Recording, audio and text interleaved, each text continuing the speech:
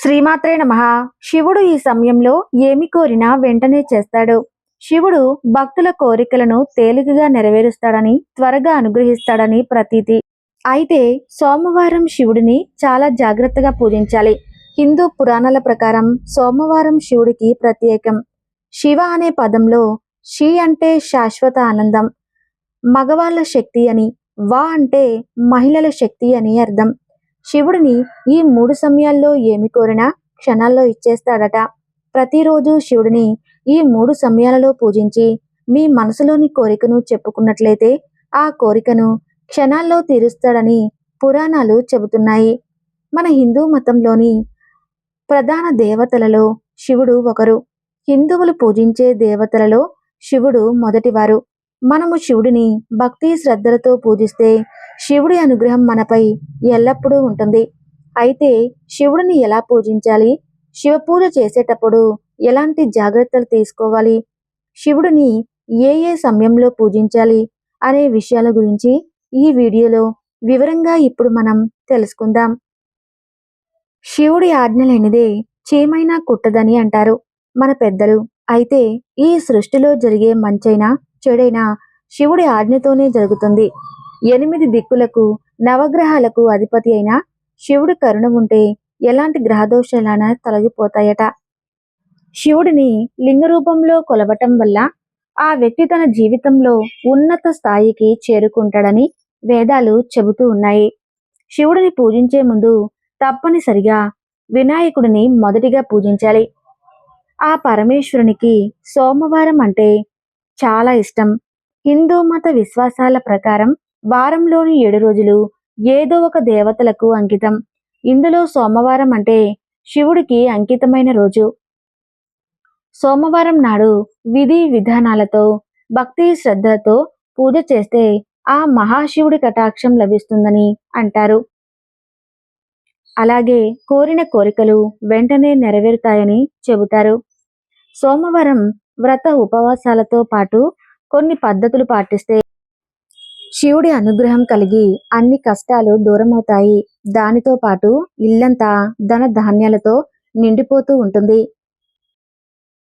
సోమవారం నాడు కొన్ని ప్రత్యేకమైన పద్ధతులు ఆచరిస్తే శివుడు ప్రసన్నుడై అన్ని కోరికలు నెరవేరుస్తాడని పండితులు చెబుతున్నారు. ఆ మహాశివునికి ఒక చెంబుడు నీళ్లు, స్వచ్ఛమైన భక్తి ఉంటే చాలు అంటారు మన జ్యోతిష్య పండితులు. శివుడి కటాక్షం కోసం ఎలాంటి పద్ధతులు ఆచరించాలో ఇప్పుడు తెలుసుకుందాం. జ్యోతిష్య శాస్త్రం ప్రకారం సోమవారానికి ప్రత్యేక మహత్యం ఉంది. ఒకవేళ వారంలోని మొదటి రోజు శివుని పూజతో ప్రారంభం జరిగితే వారమంతా భక్తులపై ఏ విధమైన కష్టం రాదని నమ్మకం. సోమవారం ఉదయం స్నానం చేసిన తరువాత శివుడిని పూజించాలి. పూజా సమయంలో శివలింగంపై గంగాజలం సమర్పించాలి. ఆ తర్వాత నెయ్యితో దీపం వెలిగించాలి. చందనపు బొట్టు పెట్టాలి. శివుడికి పూజ చేసే సమయంలో శివాష్టకం పఠించాలి. దీని వలన కష్టాలు, ఇబ్బందులు అన్నీ దూరమైపోతాయి. అన్ని కోరికలు త్వరగా నెరవేరుతాయి. శివుడు ప్రసన్నుడై భక్తులపై వరాలు కురిపిస్తాడు. తులసి ఆకులను ఎట్టి పరిస్థితుల్లోనూ శివుడికి సమర్పించకూడదు. జ్యోతిష్య శాస్త్రం ప్రకారం వైవాహిక జీవితం దుఃఖమయంగా ఉన్నా లేదా పెళ్లిలో ఏ విధమైన సమస్యలు ఎదుర్కోవలసి వస్తున్నా సోమవారం రోజు శివాలయంలో గౌరీ శంకరులకు రుద్రాక్షను సమర్పించాలి. ఇలా చేయటం వలన ఆ వ్యక్తి కష్టాలన్నీ దూరమవుతాయి. అలాగే మీపై ధనవర్షం కురుస్తుంది. శివుడు అభిషేక ప్రియుడని ప్రత్యేకంగా చెప్పనవసరం లేదు. అందుకే జలంతో అయినా సరే పంచాక్షరి మంత్రాన్ని జపిస్తూ లింగాన్ని అభిషేకిస్తే ఆ బోలాశంకరుడు కోరిన కోరికలు తీరుస్తాడని ప్రతీతి. వేదాలు లింగ రూపంలో ఉన్న శివుణ్ణి పూజిస్తే ఆ వ్యక్తి జీవితంలో ఉన్నత స్థానాలకు చేరుకుంటాడని పండితులు చెబుతూ ఉన్నారు. శివునికి 3 ఆకులు కలిగిన బిల్వపత్రం అంటే ఎంతో ఇష్టం. శివుడిని పూజించేటప్పుడు బిల్వపత్రంపై తెల్లటి చందనం రాసి ఆ శివుడికి అర్పించాలి. ఇలా చేస్తే మీ మనసులోని కోరికలు త్వరగా పూర్తవుతాయి. ఈ బిల్వపత్రం శివుడి 3 కనులకు సంకేతం. అలాగే త్రిశూలానికి చిహ్నం. శివుడికి విభూది అత్యంత ప్రీతిపాత్రమైనది. ఎవరైతే విభూదిని ధరిస్తారో వారికి శివుని అనుగ్రహం ఎల్లప్పుడూ ఉంటుంది. దానితో పాటు ఇంట్లో లక్ష్మీదేవి ఆవాసం ఉంటుంది. సోమవారం నాడు పూజ చేసే సమయంలో పంచాక్షరి మంత్రం ఓం నమఃశివాయ అని పఠించాలి. ఇలా చేయటం వల్ల మీ ఇంట్లో ధనవర్షం కురుస్తుంది. ఆ వ్యక్తి ఆదాయంలో వృద్ధి కనిపిస్తుంది. ఇంట్లో శివలింగం పెట్టుకున్నవారు ఖచ్చితంగా జలధార ఉండేలాగా చూసుకోవాలి. జలధార లేకుండా శివలింగం పెట్టుకుంటే నెగిటివ్ ఎనర్జీ అట్రాక్ట్ అవుతుందని గుర్తించుకోవాలి. శివుడికి వెలగపండు అంటే ఎంతో ఇష్టం. వెలగపండును శివుడికి సమర్పిస్తే దీర్ఘ సుమంగళి యోగం సొంతమవుతుందని పురాణాలు చెబుతున్నాయి. శివుడికి పూజ చేసే సమయంలో ఈ జాగ్రత్తలు తప్పనిసరిగా పాటించాలి. శివుడు అభిషేక ప్రియుడు.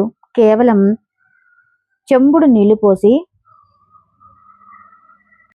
భక్తితో పూజిస్తే శివుడు ప్రసన్నుడై మనకు ఉన్న సమస్యలను, కష్టాలను తొలగిస్తాడు. అందులో మొదటిది, సూర్యుడు ఉదయించేటప్పుడు శివుడికి అభిషేకం చేసి పూజలు చేస్తే శివుడు ఇట్టే ప్రసన్నుడైపోతాడు. మీ మనసులోని కోరికలు త్వరగా నెరవేరుతాయి. ఒక రోజులో సూర్యుడు 3 దిశలుగా మారుతాడు. 1 ఉదయం అంటే సూర్యోదయం మరియు 2 మధ్యాహ్నం సరిగ్గా 12 గంటలకు, 3 సాయంత్రం అంటే సూర్యాస్తమయం. ఈ 3 సమయాలలో శివుడిని ఎవరు తలుచుకుంటారో, ఎవరిని నిష్టగా పూజ చేస్తారో వారి కోరికలను శివుడు క్షణాల్లో తీరుస్తాడట. అంతేకాదు ఆర్థికంగా, ఆరోగ్యపరంగా ఎటువంటి సమస్యలు మీ దరిచేరవు. సూర్యుడు దిశలు మార్చేటప్పుడు శివుడు కైలాసాన్ని విడిచి పార్వతీదేవితో కలిసి భూలోకంలో విహారం చేస్తాడని పురాణాలు చెబుతున్నాయి. కాబట్టి ఈ 3 సమయాలలో శివుడిని పూజించి మీ జీవితంలో ఉన్న కష్టాలను సుఖాలుగా మార్చుకోండి. ఈ 3 సమయాలలో శివుణ్ణి తలుచుకున్నా చాలు, మీ మనసులోని కోరికలు క్షణాల్లో తీరిపోతాయని పండితులు చెబుతూ ఉన్నారు.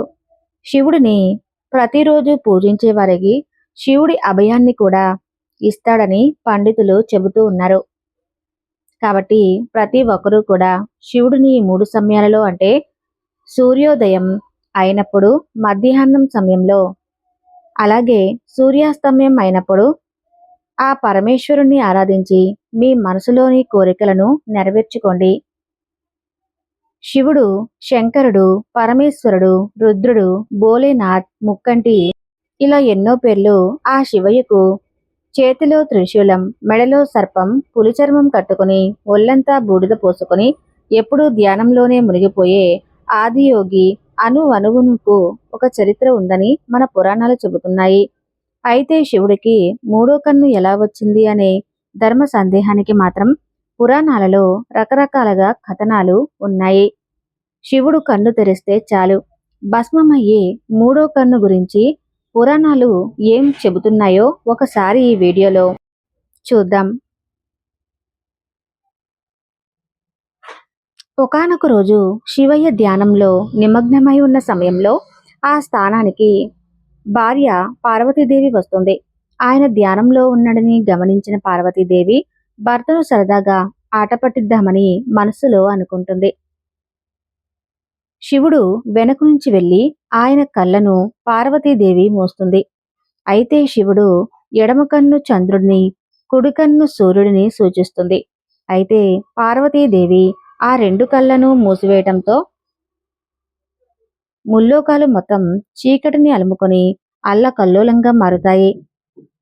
నీలకంఠుడు తనలోని శక్తిని అంతా ధారపోసి తన నుదుటి నుంచి అగ్ని ఉద్భవింపజేస్తాడు.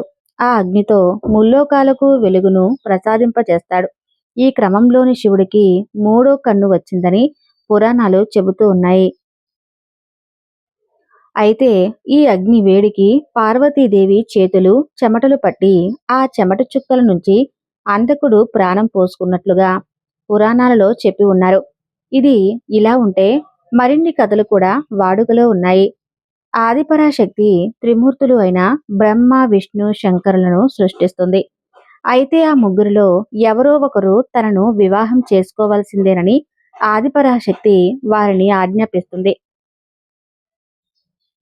అందుకు మొదట ముగ్గురు కూడా నిరాకరించారు.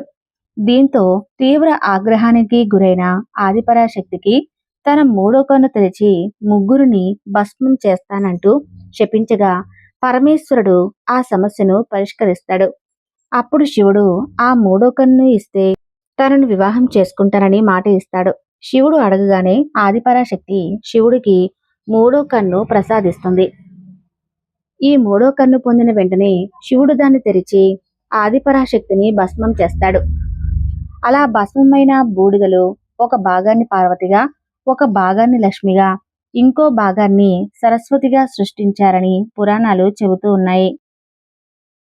ఈ విధంగా శివుడి అనుగ్రహం మీపై ఎల్లప్పుడూ ఉండాలని, మీ జీవితంలో ఎలాంటి కష్టాలు సమస్యలు రాకుండా ఉండాలని శివుడికి ఈ వీడియోలో చెప్పిన 3 సమయాలలో పూజ చేయండి.